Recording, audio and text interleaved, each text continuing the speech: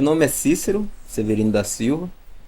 Eu vim como ajudante de pedreiro, né, e me transformei em pedreiro, que eu sou também, virei encarregado, né, era solteiro, casei, construí uma família. Hoje eu tenho o meu estabelecimento. Estamos fazendo curso de monitores também para a gente poder melhorar e respeitar mais a natureza. Loved that switch between moving and still images. It felt like a very classic anthropological photo and video documentation of a place. And we really got a sense of its people and its vibrancy, and that permeated throughout. And I could tell that was our immediate focus. There's real freshness and a rawness to the work, which made the immediacy of the environment and that feeling of being on the ground with them come to life. And I love that element to it. The soundscape of the birds chirping, the rustling of the foliage, and the flowers hit by the rain just really added to that immersive experience. And I thought was very well chosen.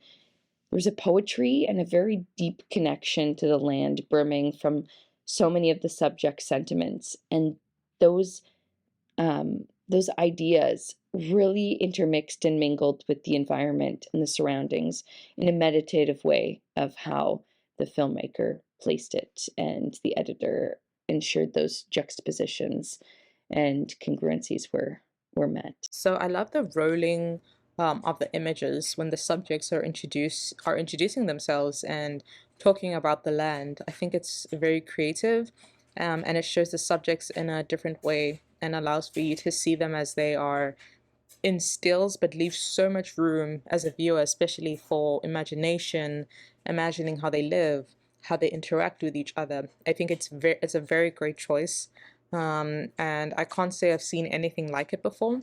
It's also not boring at all, but again, like I said, makes you tap into your imagination while also listening to the subjects and their words. There's such a strong sense of community in this piece and how each individual can play a small but significant role as we hear these individual stories of what their community means to them, what their journey has been to get there, and the joy that they find in the everyday business of their life.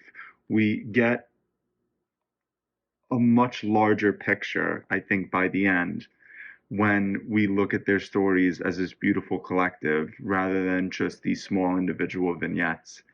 And there's such a respect and profound appreciation for these indigenous cultures, these cultures that really are a part of what the American dream originally was before we even called this place America, or before we called and conquered other lands by other names. It's almost as if you were watching a reel on a wall and somebody was telling them their story or individuals telling their stories.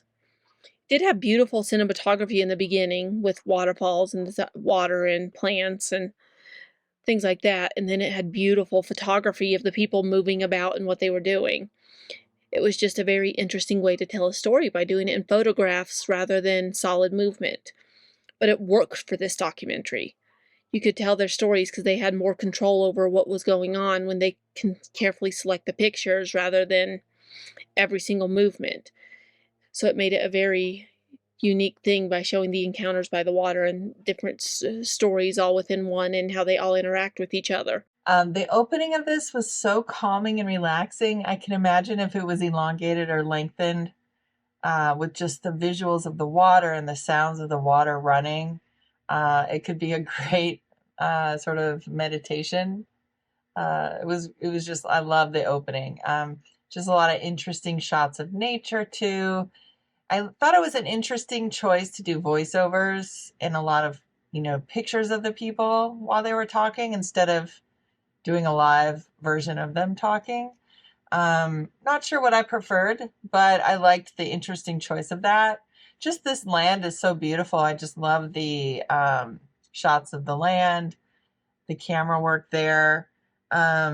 love the story of the different people, such as the woman fisherman who was like the only woman fisherman or fisherwoman. And I like how I think it was her that said we don't want the culture to end. One of the women said that. And I also wrote down what somebody said: each spirit is a flower, and I'm here to take care of them. Everyone on earth is a flower, and I'm a gardener. How poetic and beautiful is that? Just love that a lot. And then I also wrote down, all this hurry will end up killing us. I totally relate to that. I feel like we've come so far with technology and all of that, but it's actually, I don't know if the good at this point is outweighing the bad. Somebody said we gained some things with progress, but we also lost a whole lot. I also really enjoyed the way that they filmed this, or the way that they put their movie together, which instead of having a ton of video and like interviews being filmed, you still got all of the voiceover, but you only got these kind of snapshots, these kind of almost action shots, at least the style. But I think in a way that felt almost less intrusive, um, to these people and to,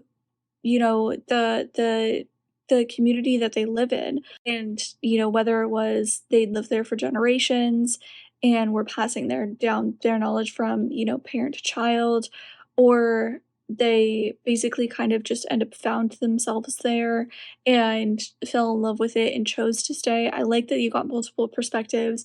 I liked that you got multiple like different ways of life. It wasn't just the fishermen. It wasn't just the kind of caretakers of the fort. It was all of these different views, which just felt really comprehensive, but again didn't feel super intrusive.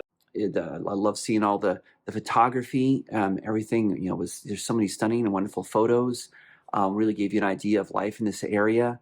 All the interviews are conducted very well. Everybody did a great job explaining everything. It was very nicely put together, very nicely paced and edited, great photography, nice use of music. It was all around very informative.